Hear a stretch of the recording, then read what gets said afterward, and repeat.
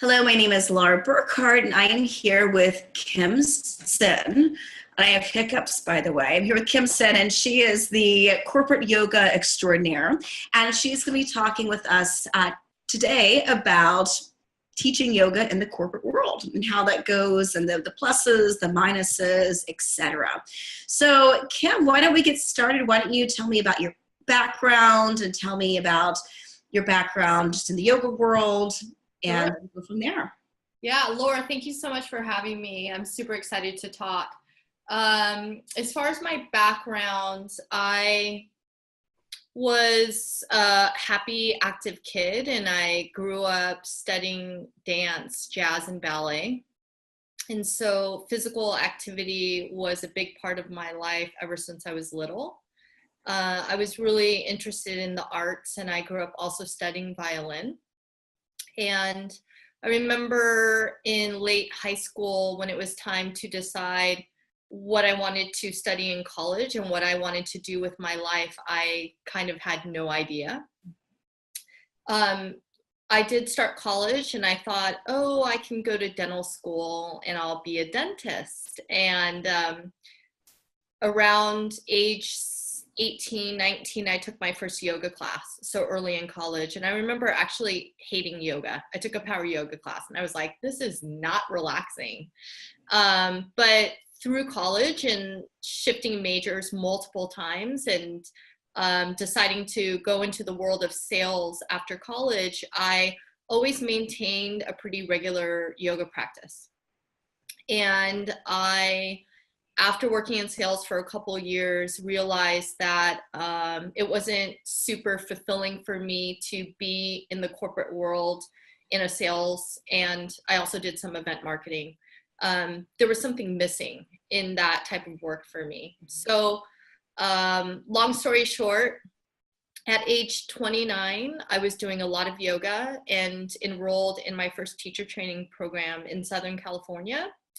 And after that training, I realized that I wanted to teach yoga, and I felt like, well, I feel like I found my calling. Like, I feel like I am passionate about yoga. I want to share it with people. And I feel like for the first time in my life, I realized something that I'm good at.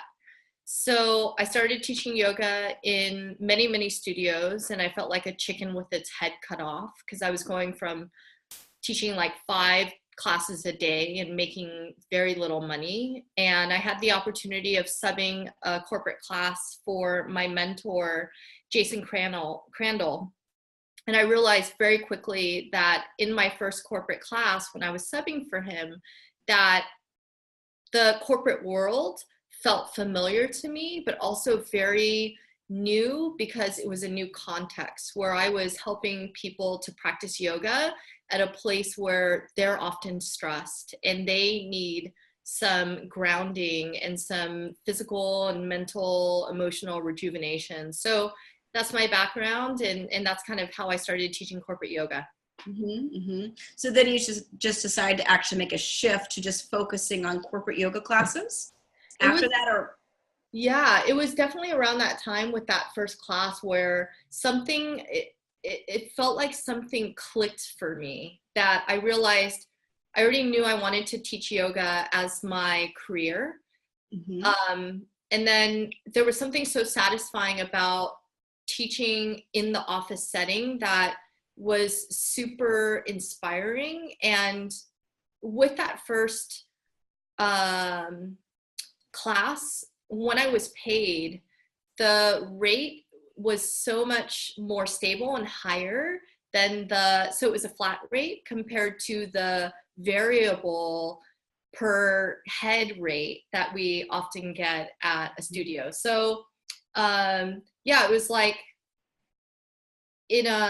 from a financial standpoint, it made a lot more sense to focus on corporate. And then I felt super also like spiritually excited and ignited by how teaching in the corporate realm was different. So it was like, in a financial sense, it made sense. And then it made sense to me on like a personal, ethical level. Mm-hmm, mm-hmm.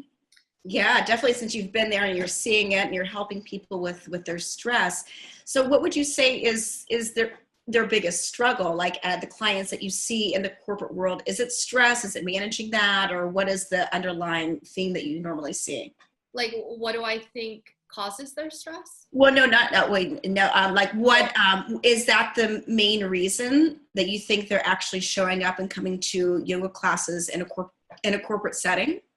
Yeah, so I think many people are coming because they need a break.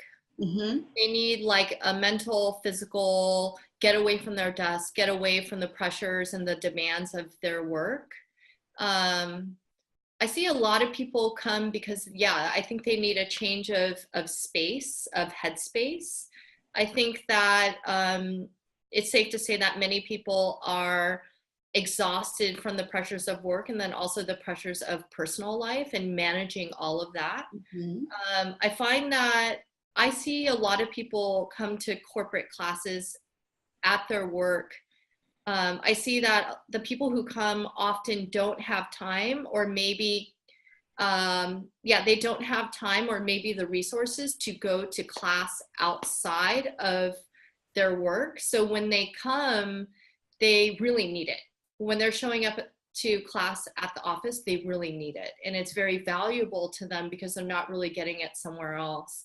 So yeah, I think they're coming because they're overworked, they're stressed, they need some meditation. They need to get into their bodies. They need to stop.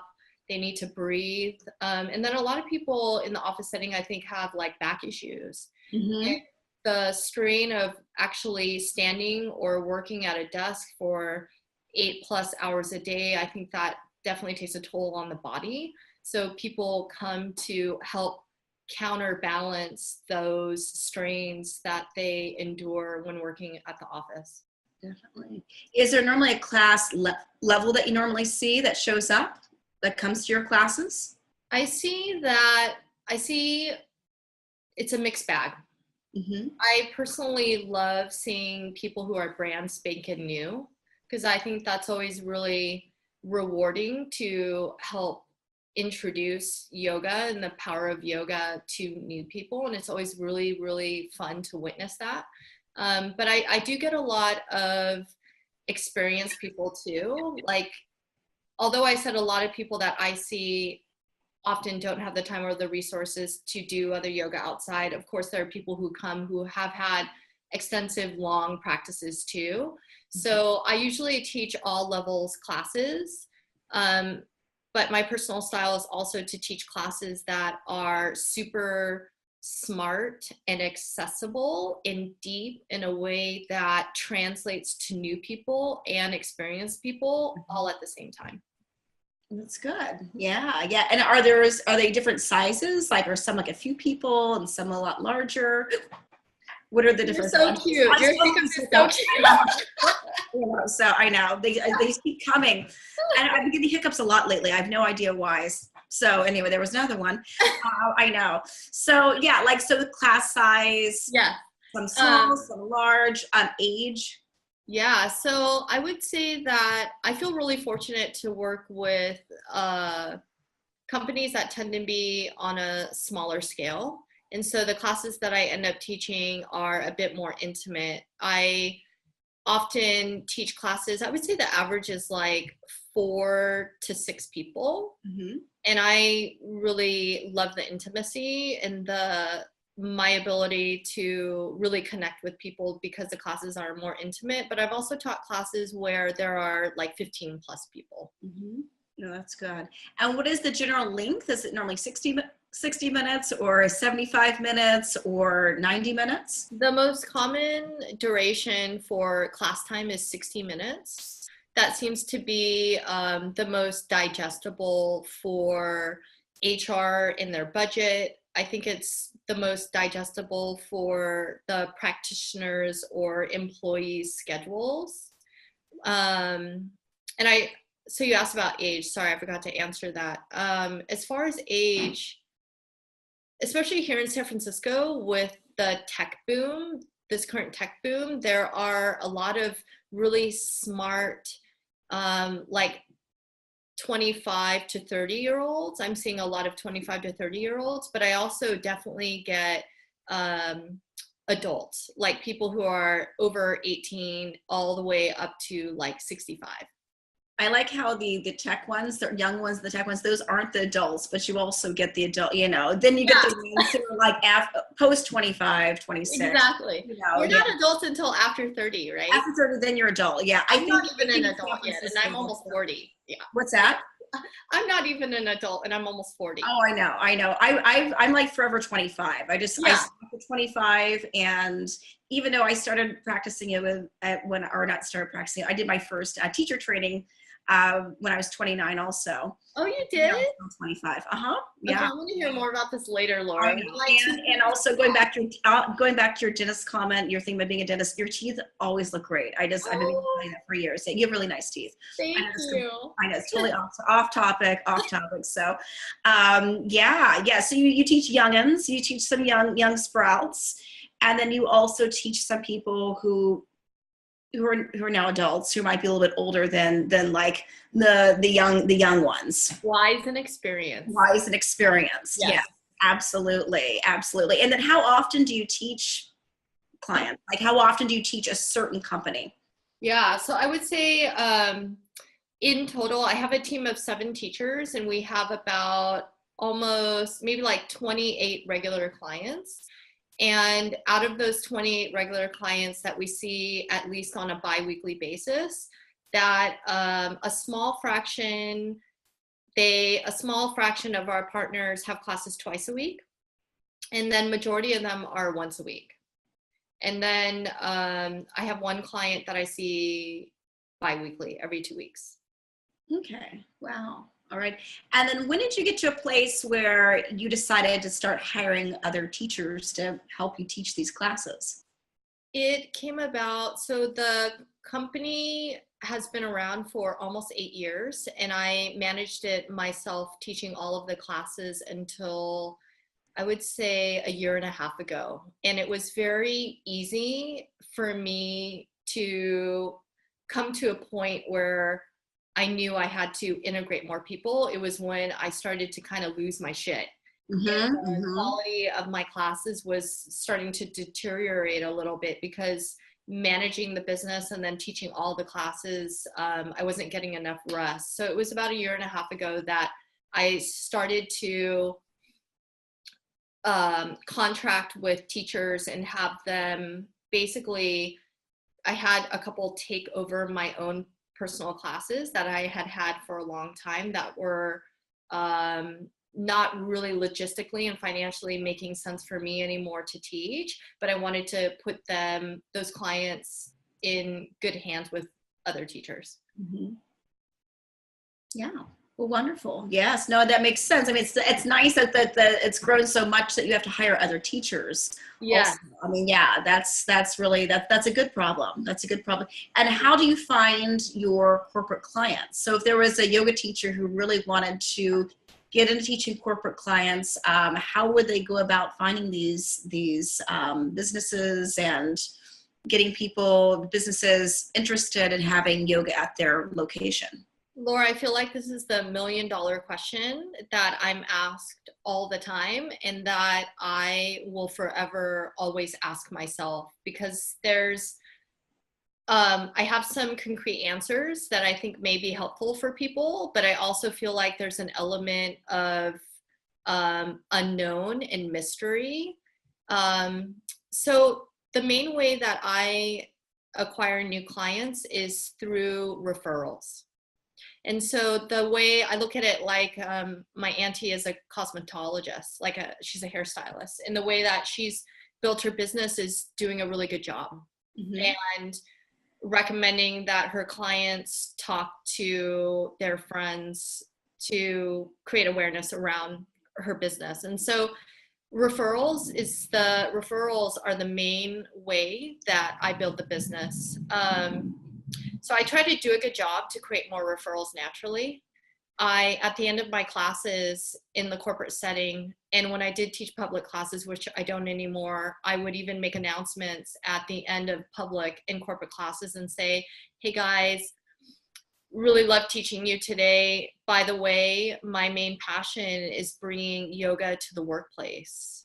And it brings me a lot of joy to help people find center, de-stress at work. So if you have a boyfriend, a girlfriend, family members, friends who don't have yoga at work, but you think that they may benefit from this, please let me know. So I make announcements like that, which I think requires a courage and a clarity around the fact that if you're going to try to grow a business, even if it's yoga, there's an element of sales and promoting. So I try to do that when I can. So referrals is number one. And then number two is I've worked with a marketing consultant for the last, I would say 3.5 years, who has helped to redesign my site. And I work with my consultant to optimize search engine optimization. So basically, I feel that this industry of office yoga is growing in a very huge, fast way right now, especially here in the Bay Area. I try to create an online presence that is super strong so that when anyone in HR at a company that is looking for office yoga or an office manager who may be looking to integrate a yoga program at their office, when they're searching online in Google or whatever search engine they're using, that I want to come up at the top and look like I legitimately have the biggest presence. So my consultant and I, we spend a lot of time and I spend a lot of money making sure that my online presence is really strong. The other way is... Did you find your consultant through referrals as well? Does someone refer you to the consultant, or were you looking at different people to work with? Yeah, and actually, I want to plug him real quick. His name is Brandon Croak, and his company is Croak Consulting. He was a student of mine at an actual office client. Oh, wow. Yeah, and he worked marketing at one of my clients, and at the end of each class I would go and pick his brain and try to get some marketing tips from him, because I could tell that he's really got a good he's very skilled at what he does. And so talking to him at the end of each class and getting marketing tips turned into, you're starting your own consulting firm. Okay, I'd love to work with you. And so yeah, he's been really helpful. It's a very competitive landscape. I feel like there are many other people like me out here in San Francisco and in the States building office yoga companies. And the fact that it's very competitive inspires me to be really good, really smart, and leverage help when I need it, because I'm not an online marketer. So I feel fortunate to be able to get the help I need so that I can be cohesive in the business and promote myself the best I can. Yeah, I've noticed that with the whole corporate world. It seems like even, 10 years ago or so, like it was just a teacher going in and then they would get referred or whatever else, and you would build a clientele that way. But it seems like these days, at least what I find here in San Francisco, there are certain companies that they actually have the accounts and then they hire teachers to teach for those accounts. I find that a lot with like Google and whatever else. It seems like there's so many, and I feel like sometimes, teachers are still trying to get their own accounts, and then you have these companies, and so I'm sure you run into that all the time too. And then you're creating your own company as well. Yeah, you're right. Like Google's a great example. I forget which company that they're currently working with, but they're definitely like the company that Google works with. I'm pretty sure that they're like an intermediary wellness program company that basically helps connect teachers to companies like Google. But companies that we're talking about, that this company, I don't know their name, that works with Google, they tend to be larger companies that end up paying their teachers very little compared to boutique firms like me. Right. Yeah, and it's interesting to see how like office yoga companies here in San Francisco that I look at as competitors. I also want to be super friendly with them as well. And I wish everyone success. But I like to look at my company as a company that really honors the fact that I'm a business, right? Revenue is an important aspect to the business, but I also want to take care of my teachers and pay them the most that I can. So Right. that's one thing that I think sets a boutique company like me apart from like a Google company.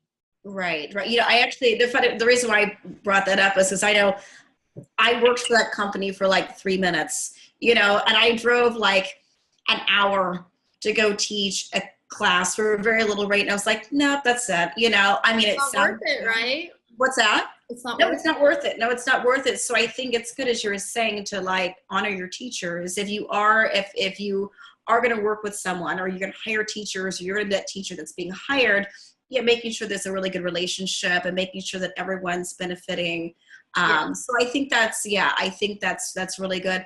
And then how do most of the corporations, how do they pay you? Do they pay you like by check, or how does the financial aspect of that normally happen? And is it normally a flat rate? I'm assuming it's normally a flat rate. Yeah, so for me, I established very early on that as far as the rate, that I wanted the rate to be as fixed and stable as possible. So when I give a quote, or when I have a new partnership being created with a partner, I make it very clear that the rate, regardless of how many people attend, that the rate is flat.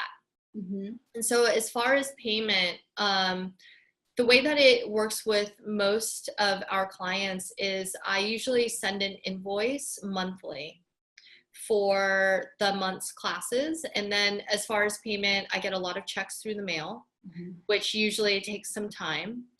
And then I would say about 30% of my clients, we do direct deposit. So I'm paid through direct deposit.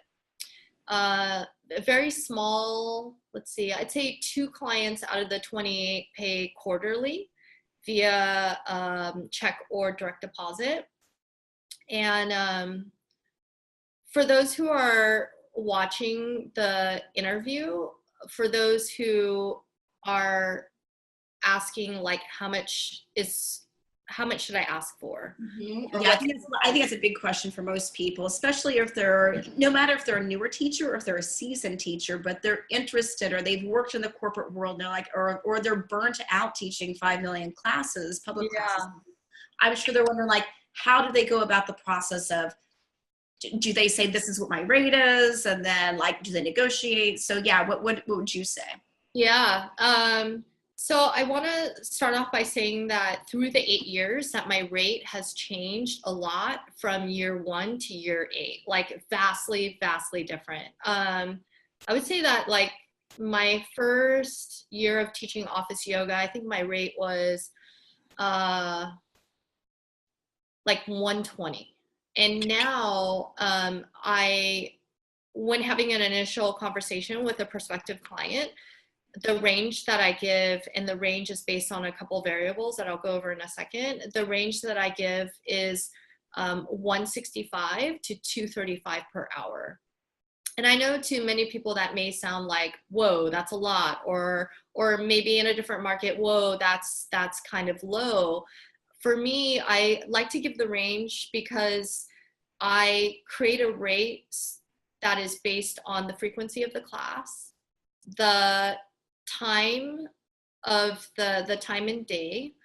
And I consider the time and day because I think if someone's looking for 5 p.m. between Monday and Thursday, I'm going to call that a peak hour. And that's like the most coveted time and day.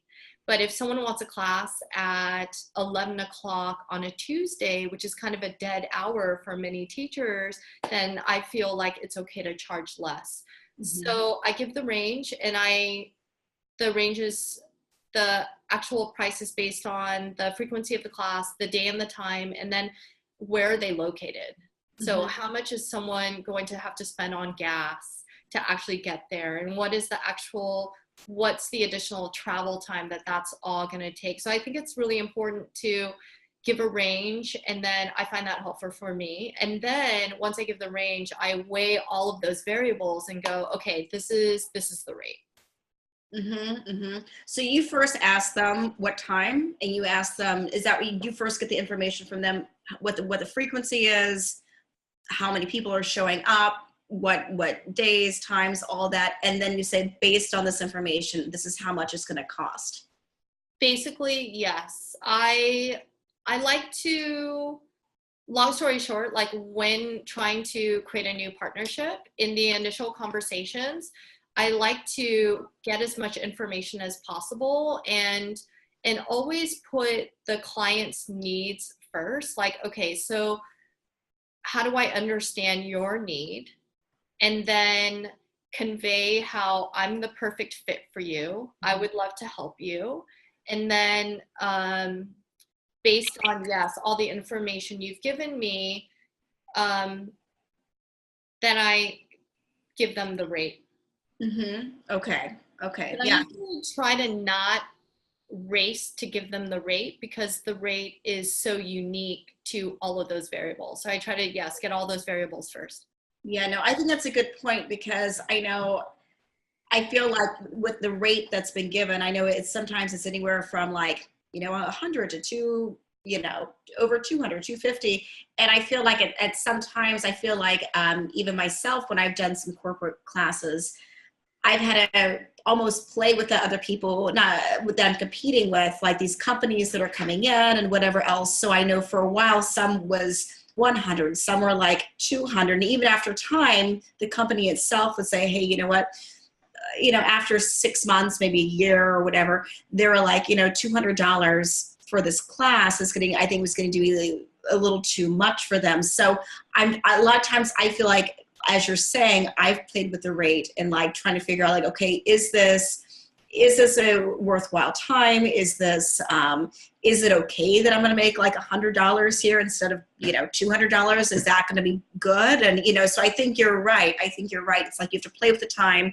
And I think it's great that you made a system that's like that, depending on the peak hours, the time of the day, the duration, and maybe if they're seeing you more than once a week, then they might get a slightly cheaper rate also. Exactly. I also offer package discounts. So if a client is new, but they're already down to commit to 10 sessions or 20 sessions, or they're down to sign a contract that says that we're partnering for a long time, then I'd love to, if they request a discount, or I can tell that they're really budget conscious, then for example, like if someone gets a 10-pack, I'll offer 5 to 7% discount. And then if they get a 20-pack, I'll go up to 10%. But it's funny because 10%, when you're a yoga teacher or running an office yoga business, a 10% discount, I think is actually a lot.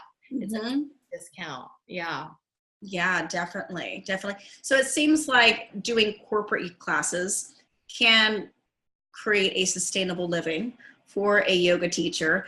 I mean, I know sometimes it's hard. I mean, I know you've put your whole focus on that, but it seems like, even if people mix it in with the other classes they're teaching, that it can be something that's a little more solid, more consistent, than just teaching a bunch of public classes. Yes, I definitely agree. I think that if a teacher were to focus on office yoga, especially like just office yoga, I think that you can make a sustainable living. Absolutely. Will it require a lot of strategy and hard work and patience? Yes, because I feel like to get specific, I think in the first year of my teaching yoga, which was public, private, and office, like in the first year, I think I made maybe $43,000. And then incrementally each year, I made a little bit more and then made a little bit more. And then last year, I got over 100K, which is great, but I also have never worked so hard in my life. And that was, so even though I manage a team of 7 people now, and it's a wonderful place to be. I still teach 15 of my own office classes a week. So, yeah, I think, definitely compared to studio teaching when it is so variable, I feel like a studio teacher who is one of the top teachers in a city, of course, they can make it financially. But then all the other people who don't have the peak times that are teaching studio classes, it can be really hard. And for office yoga, yeah, if you charge flat rates and you work really hard and that's all you do, yeah, it can be more reliable and you can make a good living.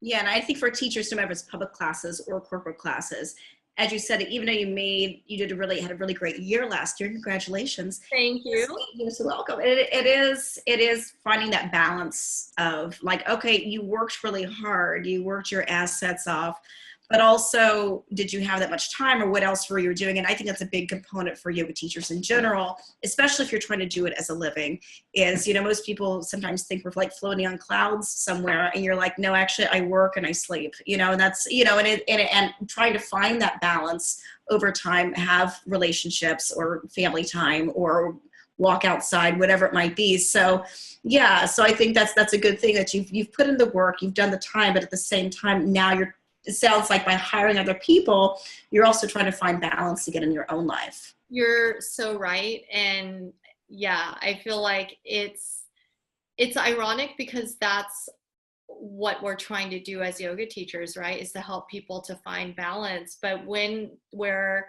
in the middle of the yoga teacher hustle, it's actually quite easy to lose focus of our own balance. And so, yes, Laura, I feel fortunate that now I'm able to step back a little bit from my own teaching, take breaks when I can, take yoga when I can. And yeah, I'm trying to work hard, but also find balance.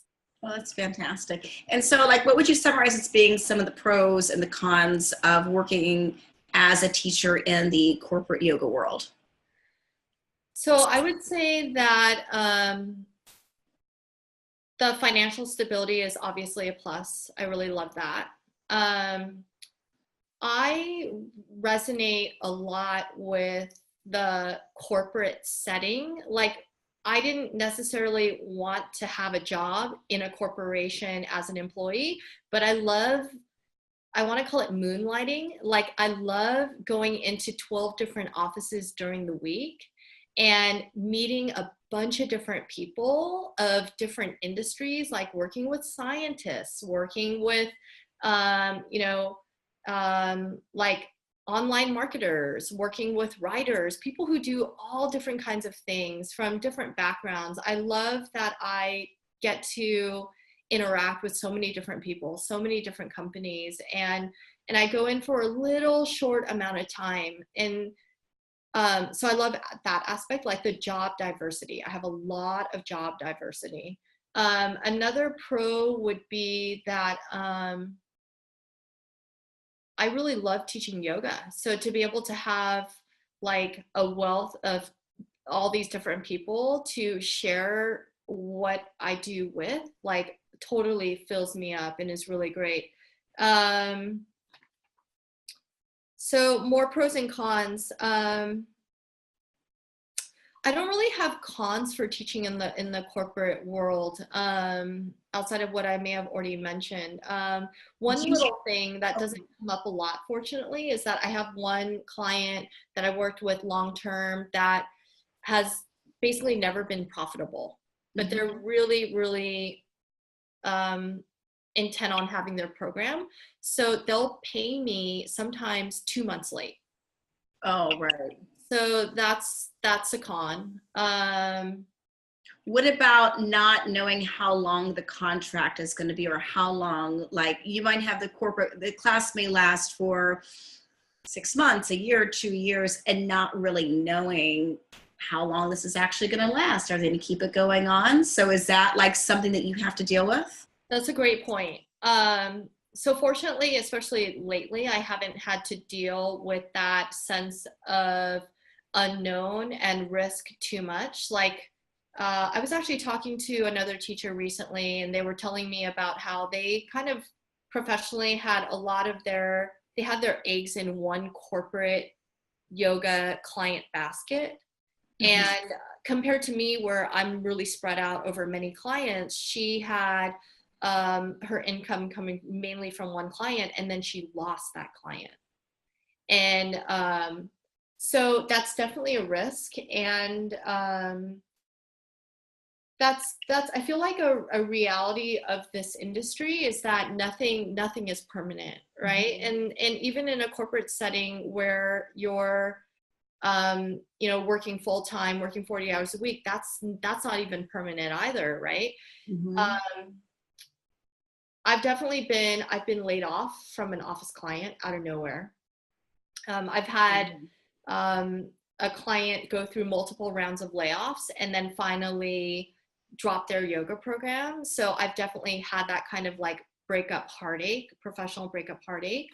But I feel like the sooner that you accept that that's a part of the business, then it gets easier. But yeah, it's definitely something that comes up that's never easy. Well, is there anything else you would like to share with us? Any other tidbits, advice that you would like to share with us? I feel like I want to add one more thing that I forgot to mention earlier about your question around how do I acquire new clients? Mhm. And like I was saying, I feel like it's an elusive question, although I have some concrete answers. I've acquired new clients through referrals, through having a strong site and working with a marketing consultant. But I sense that people may wonder, do I do direct sales? Like, do I actually create a target list of companies I want to work with, and do I reach out to them? And my answer is I tried that in the first year of committing to teaching office yoga. And I remember that I made a target list of 25 companies, like huge companies that I wanted to work with. And it was difficult to find the right contact and to get their contact information. I don't think it's easy in this digital age to actually get the right contact. And I ended up calling maybe 20 out of the 25 companies, and I converted one of those companies into a client. So I just want to mention that if anyone is interested in going in the direct sales route, that I personally, you know, will cheerlead for people. But for me, that wasn't a really beneficial way to go. For me, it was doing a good job and really leveraging referrals. Mm-hmm. So maybe at first, if someone doesn't even have a corporate account or client, if they don't have that, is just maybe using your own student bases, the people that you know, your friends, your family, and saying, hey, I'm teaching, but I'm really interested in teaching the corporate world. You know, would you mind asking wherever you work if they're interested, and doing it that way rather than you actually knocking on the door, having someone who already works there or to actually make that suggestion for you? I love it. Laura, that was totally spot on. Is I think, yeah, especially when you're new, that's a great way to do it, is to leverage your own network, like your friends, your family, your public students. Another way to go, especially if you're new, is to kind of piggyback on an already successful office yoga teacher's clientele base. So I have people who will random yoga teachers who are brand new, teachers that I've interacted with in the community who have been around for a long time. I have people who email me all the time that are like, hey, if you ever need a sub. And that's such a great way to get your foot in the door, to build your experience, to meet, of course, in a respectful way, you want to partner with someone and sub their classes and not try to take their clients. But it's a great way to get the experience and to get a taste of what it's like to teach office yoga. And then let's say that someone wants to sub a class for me and then I get sick and I actually want to move on from that client eventually, then that's a really great entryway for a new teacher. Yeah, that's great advice. Yeah, wonderful. Well, all right, Kim, anything else? Anything else you want to share or? I think Yes. I'm good. All right. All right. Well, thank you so much. I appreciate you enlightening us with the corporate yoga world. Thank you for having And me. how can people find out about you? I'm at kimsinyoga.com. Lots of information there. And if anyone wants to email me directly, it's kim@kimsinyoga.com. All right. Well, thank you so much. And thank you for Thank being here you. with us. And I'm sure I'll see you very soon. Okay, sounds good. All right. Thank you. Bye. Bye.